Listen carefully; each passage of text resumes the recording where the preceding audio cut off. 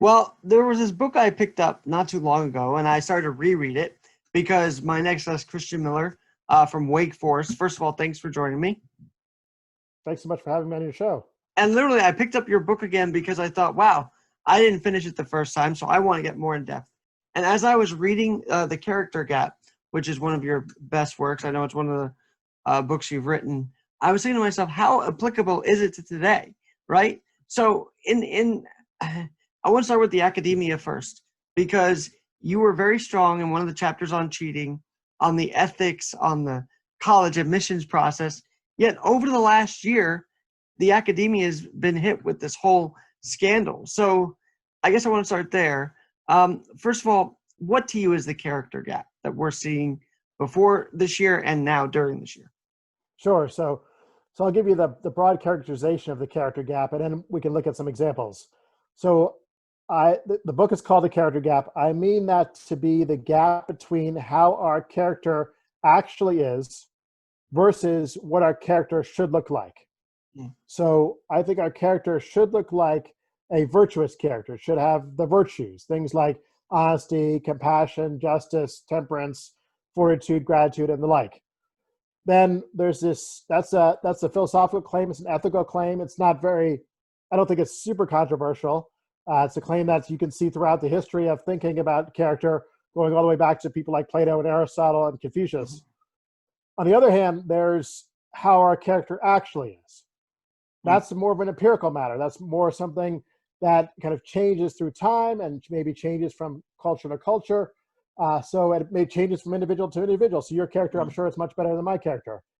So when we look at that, I'm at that point probing our actual character using psychological studies and what the psychological research tells us. And there I say our character is pretty much a mixed bag.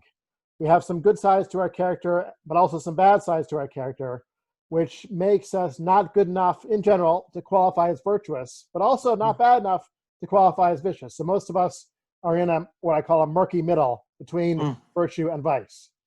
Now, to make that was the big picture overview. To make it a little bit more applicable, here's some research. You were talking about cheating. Here's some research that you see actually manifested in real life cheating in academia. So this was I'll give you an example of one of these studies.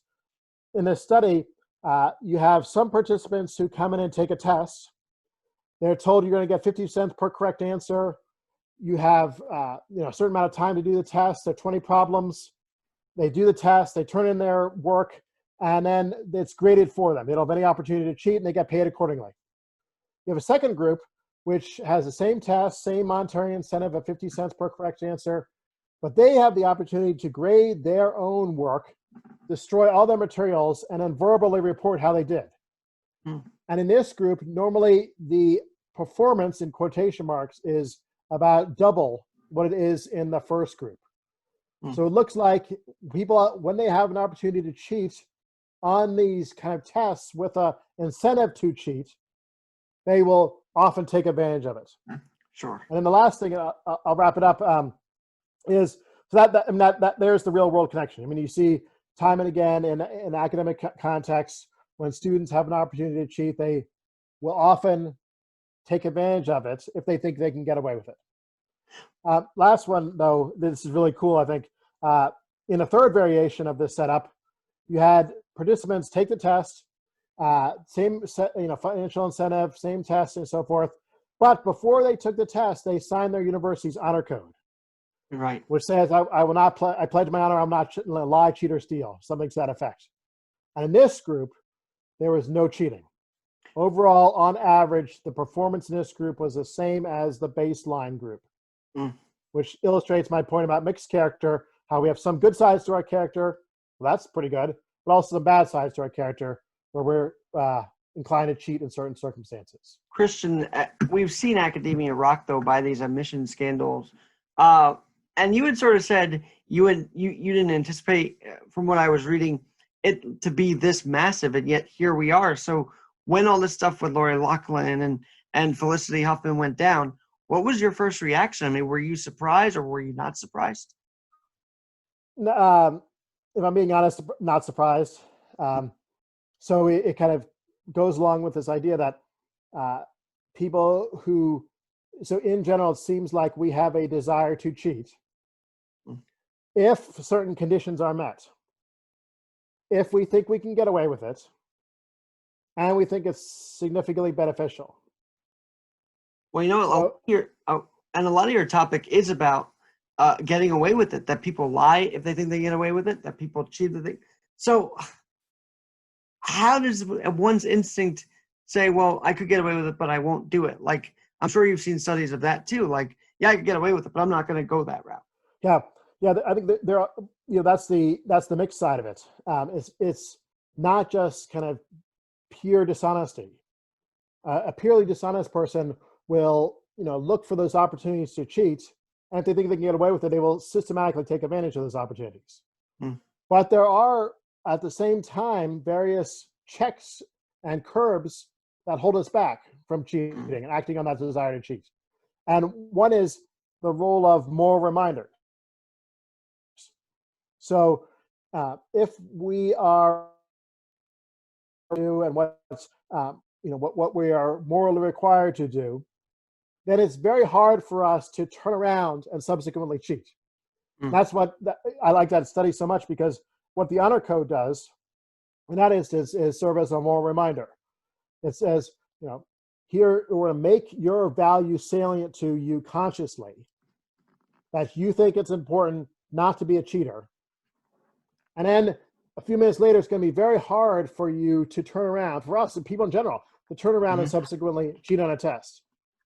So fortunately, there are those checks in place. And so this becomes a broader theme where we think about how to grow in honesty and become better people in this area of our lives. And one way to do so is to have regular moral reminders in our lives. Right. So have things like, in the morning, starting your day off with a certain reading. Could be religious reading, non-religious reading, morally deep reading. That orientates you in your day to what matters. And end your day with diary reflection on what went wrong, what didn't. Those kind of things can be really helpful. Christian, I did like that you didn't say some people use their moral ground to hide behind that and still do things. So it feels murky even so, because people could say, yeah, I'm morally grounded, but their actions don't say it sometimes, right? Yeah, that's for sure. So this would be a case of moral hypocrisy. So you're displaying yourself as a moral authority. You're making moral pronouncements. You're saying, you should never cheat on your, a good parent would never cheat on an admissions application to USC. Would never help his or her daughter do that. So that's what they're publicly saying. And then privately, there's something else going on in their personal lives. And so that's just the quintessential definition of a moral hypocrite. The outside doesn't match the inside. There's a big disconnect. And yeah, I think that's a widespread phenomena, alas, sadly. Christian, you were also talking about philosophy, and what I've always equated that is means to an end.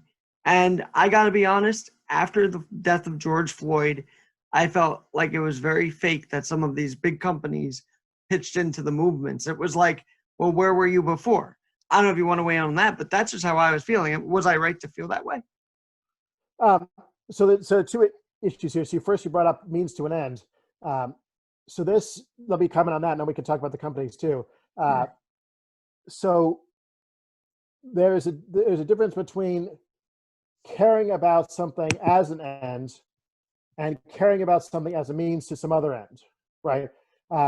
So do I care about my children as an end? Do I love them for their own sake, or do I just treat them as a way of a source of enjoyment or status or whatnot? Well, one is clearly better than the other, right? Sure. A loving parent loves his or her children for their own sake, as ends, not merely as means. Well, now apply that to the example you gave. If companies just saw this as a marketing opportunity to increase their recognition and get on the good side of the crowd and kind of be in line with what the current trend is, Well, then that's just means to an end. That's instrumentalizing something that's much more important and deeper than that. Now, I'm reticent to like pick out a particular company and say, "Oh, you did that and you Sure. didn't." But if just make it conditional, if they did that, that's morally, I think, reprehensible for sure. And the statistics that you've put out there are just incredible on a lot of this stuff. It's like patterns aren't broken. In fact, 80%, 90% of the time, these patterns of getting away with it or being insincere just keep going. And maybe you wrote this and are existing to help break those patterns. Would you say that? Um, I would say that the existence of mixed character and a lot of the patterns of disappointing behavior that we see in the psychological research and then played out in real life.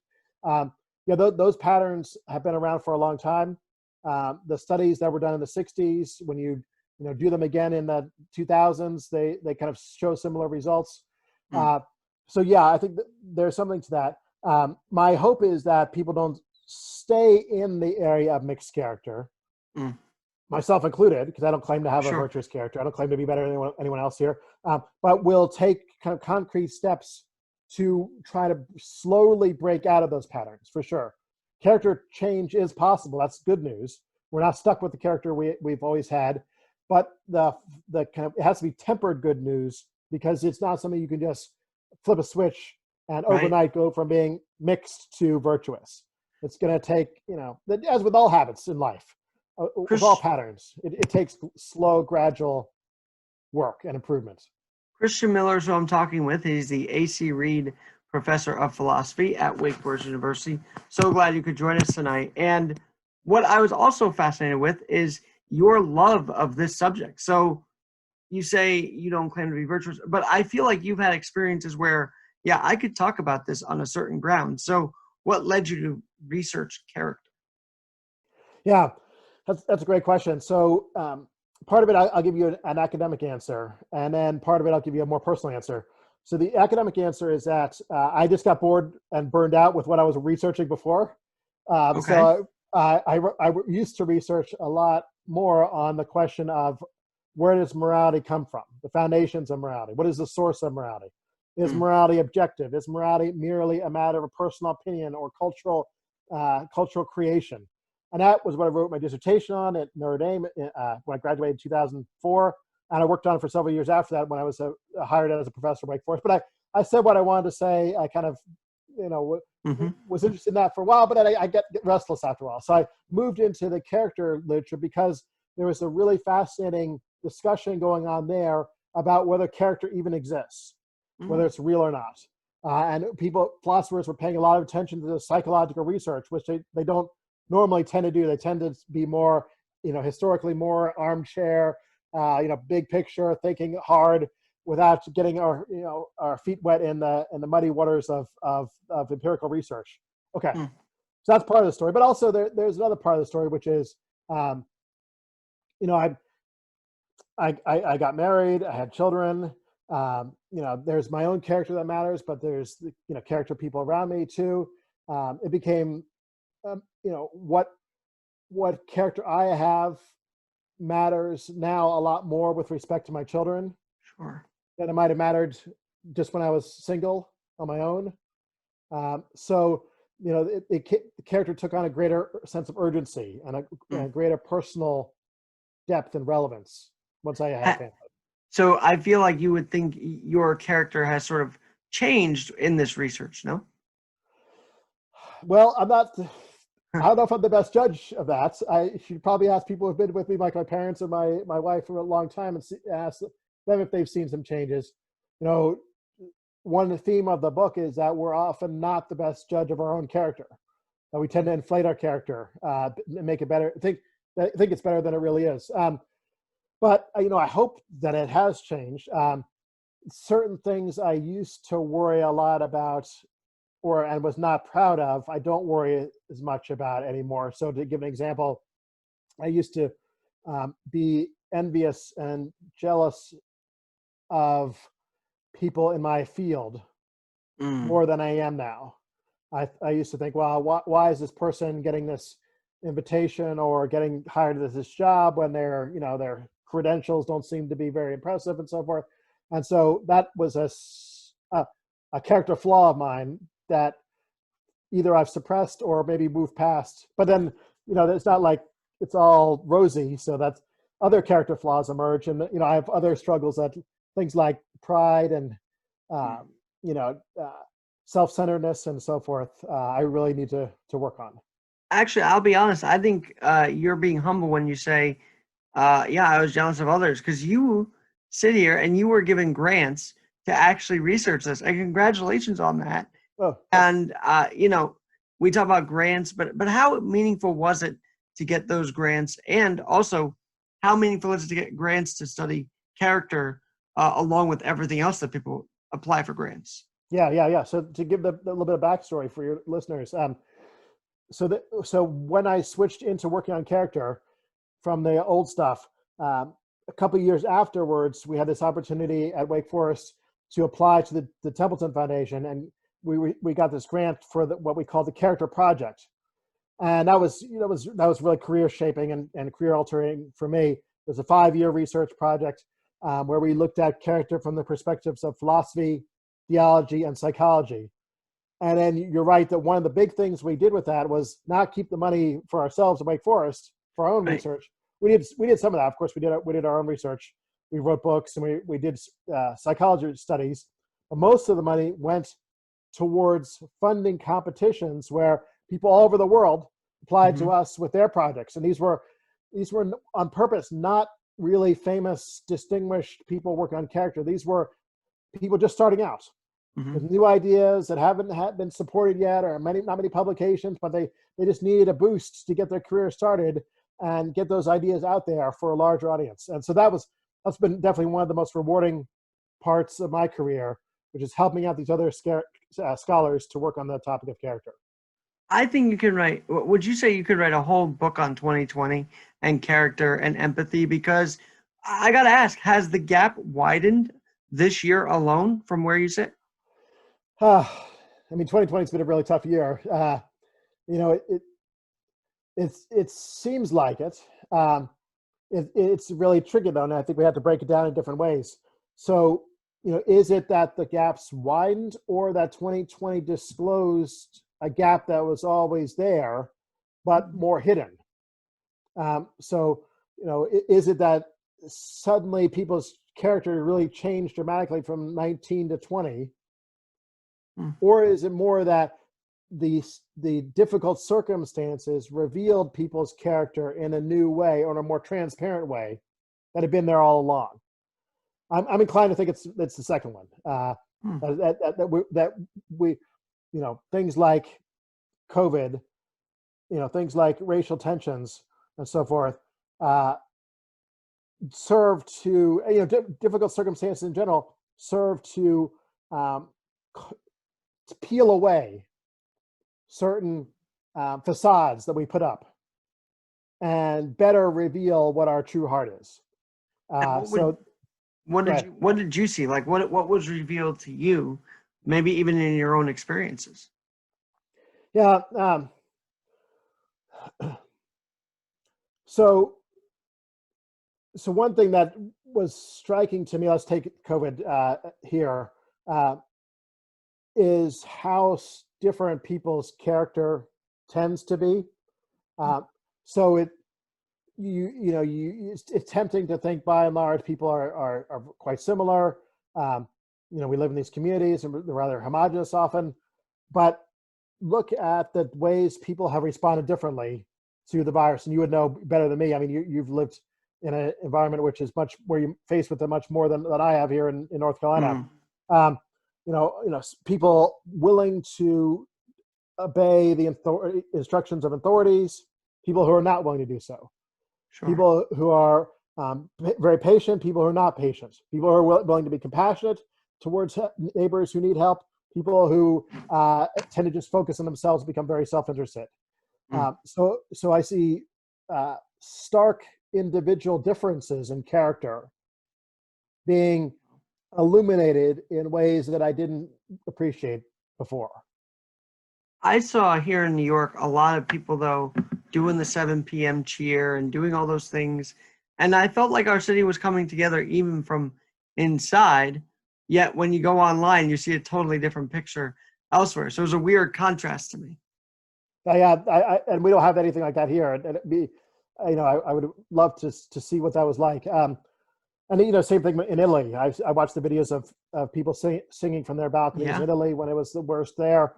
So part of that goes into the theme I tried to elaborate on at the beginning, which is mixed character. It's easy to fixate on the negative sides to our character, but it's not vicious. Most people's character is not vicious. And here's one of the kind of beautiful sides of character coming through, where people, show solidarity, community, bonding, friendship, love towards each other during difficult times.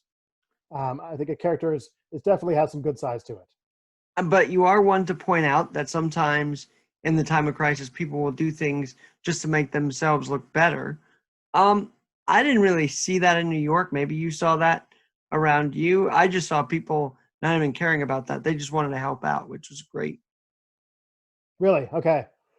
And it's difficult to really sort this out because you'd have to probe internal psychology here.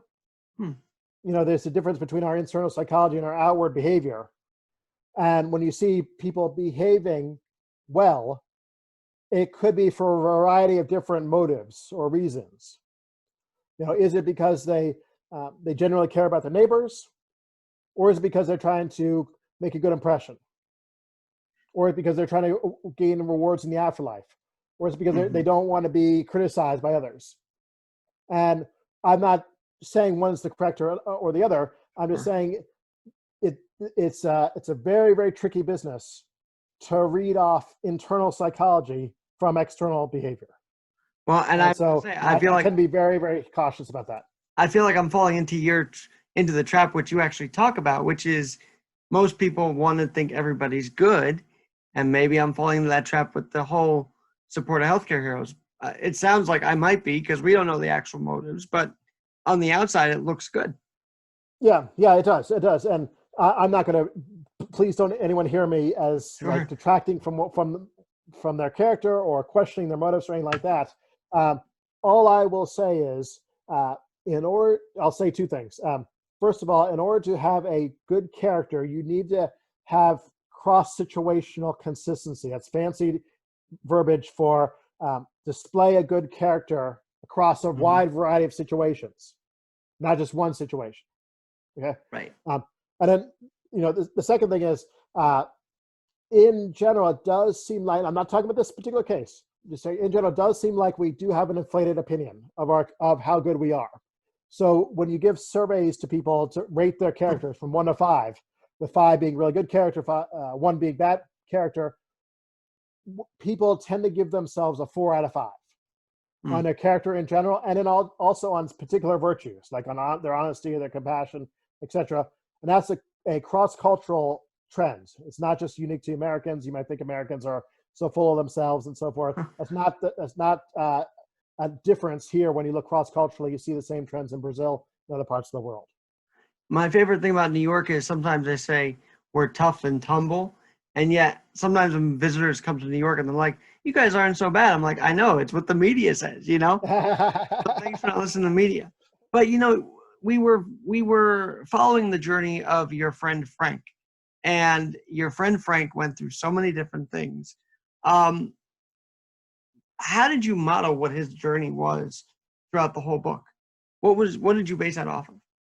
Well, so just for listeners who haven't read the book, Frank is a fictional character that I created for the book.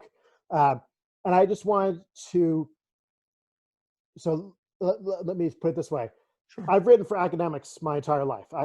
There's a way of writing for an academic audience where you use a lot of jargon, you keep things abstract, and you have to be a fellow kind of academic with a PhD to be able to follow along what's going on. The idea with Frank and these examples in the book was to try and take the abstraction way down and say, here's some results from a study, or here's an idea from philosophy, but what does that actually mean in a case study, right? And so here comes Frank, our fictional person. He's going into the lab one day, and suppose it's the Milgram studies from the 1960s. So he would be coming in, instead of just giving you these numbers, 60% did this and 10% did that, and give you these abstract numbers. So this guy comes into the lab. He's told, you need to administer a test to someone in the next room. So Frank comes in, he sits down, he starts giving a test to the person next room. Every wrong answer that the person gets in the next room, Frank, have to turn up a dial and make a shock more and more for the test taker in the next room. And so the story unfolds about Milgram, and the story unfolds about other studies through the perspective of this character, rather than from the perspective of the kind of stale, sometimes foggy eye creating, my eyes kind of blur over a little bit when I see a lot of numbers on the page. That's the idea. Well, and I got to tell you, I'm not a fan, so to speak, of Milgram, because I think he also ended up killing people, right? I mean, was there death in his studies with all this shocking or no? Well, so yes and no. But let's be real clear. So this is the Milgram studies from the 1960s, where there was no death. But if you were a participant and you were fully obedient, and I'll say what that means in a second, it would have seemed like there was death. So you're right in a sense. So when the participant comes in, like Frank, sits down, gives a test to the test taker in the next room who's hooked up to an electric shock machine, the participant doesn't know it's all fake. It's all an act. There is no actual electric shock machine. There's no shocking going on. But the participant doesn't know that. And so as time goes on, there are more and more wrong answers. There's more shocking supposedly going on. The dial's being turned up more and more. The person in the next room starts saying things like, ouch, and then starts screaming, and it pounds on the walls and says, get me out of here. I don't want to take this test anymore. I have a heart condition. Terrible stuff. And then if the participant is fully obedient, which means listens to the instructions of the scientist in charge who says, please continue, you must go on. If the participant, like Frank, listens to that and obeys, then the shock dial goes all the way up to the XXX level, and there's silence, which implies death. Wow. So yes, it would have, if the participants believed this was real, and you could ask that question. Maybe they thought it was all fake, and they didn't actually trust the setup. But if they did believe it was real, then it would have seemed to them like they had killed the person in the next room, even though they, thankfully, they didn't. Yeah. That is, and then there was one quote which actually put in sort of the post, the PS of the chapter, the disappearance of a sense of responsibility is most far-reaching consequence of submission to authority. There are so many ways I feel like that's applicable to today. We may not be able to find work right now. However, to me, if we keep allowing like unemployment to keep going, or specifically if we keep the stimulus going, then people will lose that sense of responsibility that they don't have to work. And I'm a little nervous about that, to be honest with you. Yep. Yeah. So this is called diffusion of responsibility, or absolving oneself of responsibility. In the Milgram case, a lot of participants asked, will I be responsible for this? And the authority figure would say, who's standing behind him would say, no, I take responsibility. And then that seemed to license them, the participants, to continue on turning the shock dial all the way up to the XXX level. And I never said over 65% of the participants went all the way to the XXX level. So that's important. And for our listeners, they then said, well, it's not me that did it. It's the person my authority that said so. And right. Yep. It's why your book is why heroes are so important to highlight, because there are the few that say, no, we're not going to stand for this. Right. And I think what your examples made the exact point why we should honor heroes who don't stand for injustice, so to speak. Yep. Very, very good. Right. So so then you see this, with Milgram, was it just an artifact of the lab, and just a fake setup that had no real world application? Well, absolutely not. There are plenty of examples in the corporate world, in the military context, Hmm. where there's a chain of command or a hierarchy of whatever kind, and people in the middle or the lower parts of the hierarchy believe that they're maybe doing something questionable, but they can pass the responsibility to the people above them, and so their kind of hands are clean, and they can sleep at night. Well, that might psychologically put people at rest, but morally speaking, it doesn't let you off the hook. It's still morally wrong. And so you're right to highlight people who don't go along with the group, who buck the trends, who say, no, this is something wrong. I'm going to stand up for what's right, even if it's going to cost me in the process. And those are heroes, people we consider. Well, right. And I mean, today, and it's so weird because we're asked to wear masks by authority, right? We're pretty much asked to do that. We're required to do that. But I would say if a business doesn't require it, they may be vilified, but I guess they're standing out. They're trying to say, no, we're not going to. I'm so torn with this because I think it's good character to wear the mask if you need to. However, if you don't need to, if you're far away from someone, I just would say you don't need to necessarily wear it. So there's like a balance which we've sort of lost with this whole debate. Yeah, that's tricky. I mean, I'm inclined to say, this ties in also to Milgram in a sense of authority figures and obeying authority figures. Mm-hmm. And the lesson, one lesson from Milgram is we shouldn't just default to obeying whatever an authority figure tells us. We need to use our own conscience and our own moral reasoning, and we need to assess what we're being told and come to the best moral conclusion we can. And in a case of the mask, we have to look at the evidence to the extent we can. Our lives are busy. We can't read all the scientific papers. There's a leap of faith and there's trust involved here too. But we need to come to a reasoned conclusion about whether this is a morally appropriate thing, not only for my health, but for the health of other people who I interact with. Mm-hmm.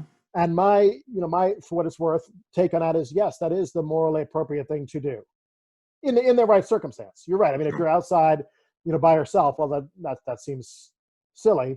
Counterproductive, actually. Yeah, right. And if you're outside and other people are 10 feet away, then that's doesn't seem necessary either. But in the usual context where we're talking about this, assess what the instructions are and how much evidence there is being behind them. But then if it looks like an unreasonable command or order from an authority figure, I think we should go along with it. Well, I don't know if you want to weigh in, but should businesses be told how to run their business? Is it that much of a crisis where that's okay? Or should the state relax some restrictions and say, what, a business can decide for themselves? Yeah, I mean, it probably depends on what the particular issue is and what the business is. I'm reticent to make general pronouncements. When it comes to ethics, I like to go very much case by case, and see, because so much of ethics depends upon the particular details of the situation. Not to say that it's all a matter of opinion or relative or anything like that, but just that morality is complicated and messy. But if we're talking about a restaurant that wants to kind of do business as usual, no change to the seating arrangements, pack people in, have say employees don't wear, actually order employees to not wear a mask. I mean, you could make the argument, well, it's up to the consumer to decide whether, knowing Sure. this about it, it's up to the consumer to decide whether to patronize the establishment or not. Many consumers are going to see this and say, that's not for me. And then the business is going to be in trouble. They're going to probably lose mass amounts of revenue. On the other hand, is there a public health good at stake here, which would say, look, in this kind of situation, we, the states, are going to mandate you, the restaurant, to obey these restrictions, or you're not going to be able to continue to open on the grounds of just public safety. I think I tended to go with the second one there in that case. The health and safety of the public trumps the discretion of that particular Mm, business. But again, I don't know if I want to say it in every case. I mean, sure. take a gym. Gyms are very controversial at the moment, which is going to follow a lot of the safety practices, which is going to have temperature checks and it's going to have all kinds of, very rigorous, as rigorous as schools are. Right. Now, what about in that case? I don't. Is there a relevant difference between that and a school? I don't know. I don't know. I'll stop. I'll say I don't know on that That's this is fascinating, and I just think somehow our character, or somehow the mask, has really sort of defined people's character now, right? So unfortunately, if you don't wear it, you're looked at as a well, I would hate to say Trump supporter, but they've sort of classified that as that, and they may not be at all. They just may not feel like wearing the mask. Um, on the other hand, if you wear the mask, you're seen as sheeple. It's like we can't get away from the judgment right now. Yeah, that's right. That's really unfortunate. I mean, I I really am sad that it's gotten politicized. Um, I I, too. I wish it was just more factual. That that either this is going to help prevent suffering or it's not, Mm, right? And if it's established that it's going to make a significant difference in preventing future suffering, mm. then I would hope that would be the kind of the end of the story. Um, so One of but the fact that it's become politicized and a kind of a badge of political alignment is a shame. It is. And it kind of makes people wary to do either one, to be honest with you, right? Like, why would I want to do it if, or not do it? It just, it puts people in a weird corner, I think. But this thing with the authority and actually pushing blame up to the top. Now, I'm for law enforcement. I believe we need police. Mhm. However, I think your example dictates why bad cops do what they do, because they feel like they can get away with it because they are hiding behind the badge. So when I was reading that section, I'm like, this is why, because they feel protected. So would a malpractice suit against a certain police officer uh, be welcome at this time? Like, is that what we need to hold police accountable? Is that kind of what you would say with all these arguments? Yeah. So again, I would need to go case by case and look at the details. I'm reticent to make general pronouncements, but um, you know, I certainly I'm one who wants to preserve law enforcement. Absolutely. I think there are lots of police officers who are doing a fine job. So I'm not going to. I don't want to paint with a broad brush. Um, I would say it seems to me that there are a variety of different ways in which we might try and work against bad behavior here. Sure. You pointed to a very kind of blunt instrument, malpractice lawsuits, and that in certain circumstances seems like yes, that could be justified.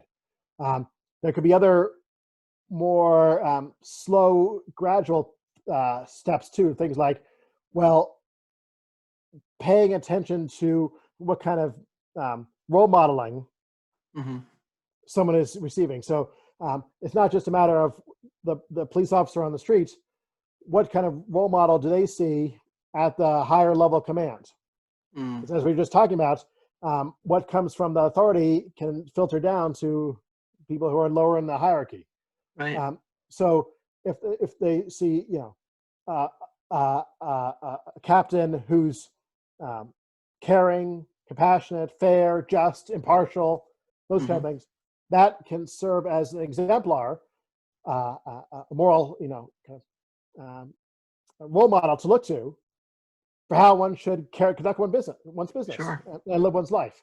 Um, Now, again, that's not a quick fix, or that's not an easy solution, but Hmm. it's certainly, I think, if you really want to affect character change, Hmm. merely having lawsuits isn't going to bring about real character change. It's got to be deeper than that.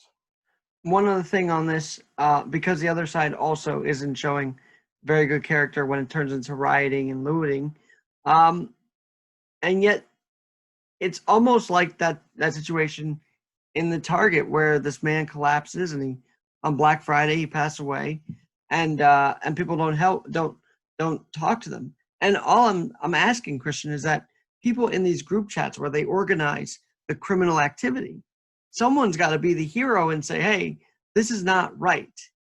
Why don't we see enough of that in even the protests? Like, why don't we see, or the riots? Like, someone doesn't stop them. It's just, you'd think someone would be there and say, this isn't right. Yeah, yeah. This is probably outside of my area of competence here. I mean, let me at least draw on what I've learned from some of the psychological research. Mm-hmm. But I have to confess, I'm no expert on what's going on today here. So the example that you refer to is a real life example. This is what I start the book with, of Walter Vance, who collapsed in a Target store on Black Friday when he was doing some Christmas shopping. And for quite a while, no one helped him. He had a heart condition. He had a heart attack in the aisle, and people would see his body on the ground and they would turn the other direction. Some people would even actually step over his body to get to that TV or whatever they wanted before anyone else, and just leave him there lying on the ground. And eventually some nurses came along. They called for an ambulance, but he died on the way to the hospital.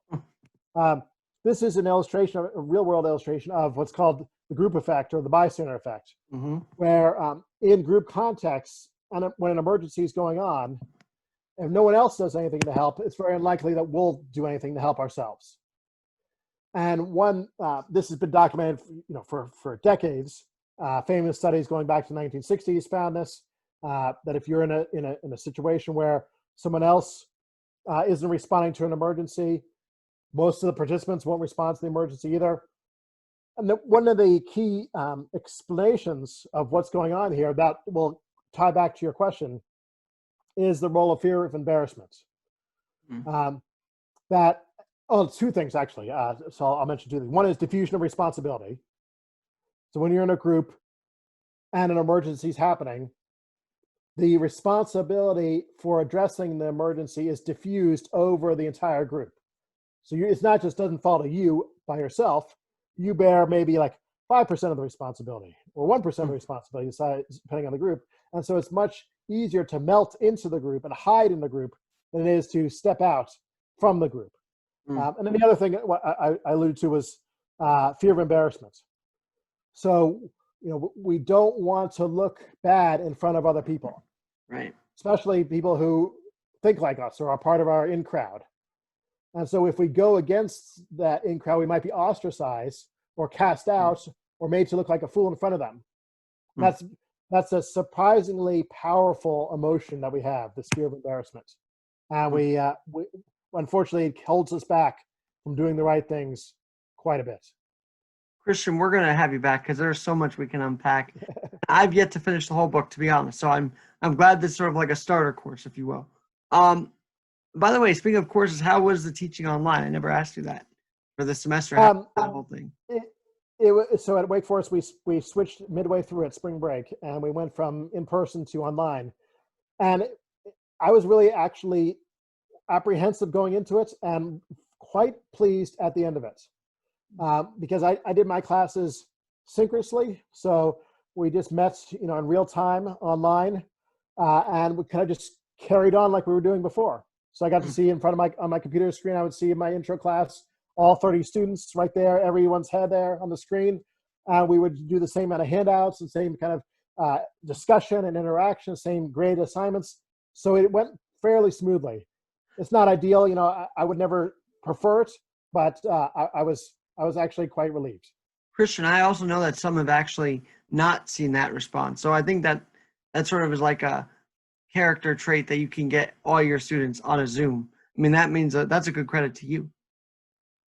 Well, I don't know. You're very kind to say that, but I mean, one thing that I did, which I really happy with, is I didn't do the asynchronous recordings of lectures. A lot of online teaching involves, me or someone sitting down in front of a computer and just recording a pre-prepared lecture on the computer and then having the students download it at their leisure and watch it. That has a big downside when it comes to connection and engagement. Students just don't feel connected anymore to the university and to the professor and to other students in the class. So I was really intentional about trying to make sure we kept those human connections in place as much as we could. I love that. And I know I was hearing from someone last week, they spent hours recording. And it's like, that's great work for them to be able to do that, but I'm sure it's not ideal. So kudos to you for still doing it. Well, I don't want to say that everyone should do it or that it's bad or anything. It just, for me, if it's a chemistry class, it's a different story, right? Right. You just got to record the facts and have the students learn them. But for me, for philosophy, where I'm really trying to get that discussion going and a debate going and working on critical reasoning and objections and responses and arguments, I was happy with this approach. One last thought, question before we conclude this session, and I've been very happy to talk with you about this. It's about as good as I was hoping and more, because you are so knowledgeable about this and really hit what I was hoping to hit on today. But what I was going to ask you is, have there been laws, like, do character studies lead to laws? Like, has there been a connection with all of that? Yeah, I mean, so character study in general leads to, I mean, you can go back historically. People like Plato, for example, wanted to build his society around notions of character and virtue. In more recent years, I think for sure, in the sense that the more we learn about people's character, the more we can identify weaknesses and places we want to guard against and try to implement, whether we want to call them laws or just policies or guidelines, to curb those negative tendencies. So, something like an honor code is not a law, but it's a school's approach to trying to work against some negative sides of students' character. So I think, I mean, whatever the prescriptions look like, they can certainly and should be informed by what we're learning about character. Well, I hope that everything, and it's sort of like self-reliance too, right? So that's the other thing about character is, how do we build our own self-reliance? And I think you guys, through the honor code, have done that for years, and we're better for it. Well, I mean, characters, I appreciate you saying that. Character is it's a topic that will never end. It's one of the foundational topics of civilization, and it'll never become perfect, sadly. There will always be room to grow. So the more we talk about it, the better, and the more we try to improve it, the better too. One other thing, do you know of any professors who study this that are actually in think tanks that are trying to move policies forward with a character-based insight? I might have to get back to you on that one. Well, you know what? I'll do some research. Maybe we can talk about that next time around. Yeah. Love to. Hey, that's homework. You can give me homework. Christian, thank you so much. Christian Miller, you're a doctor. I know you don't want me to call you that, but Dr. Miller, you are a PhD on this, and you've been doing this for years. So thanks so much for talking to us about this. Thank you so much for having me on your show. I really enjoyed our conversation. And do come back. Would love to have you back for sure. I'd love to come back for sure. I'm Alex Garrett. We are going to talk to you soon on Alex Garrett Podcasting.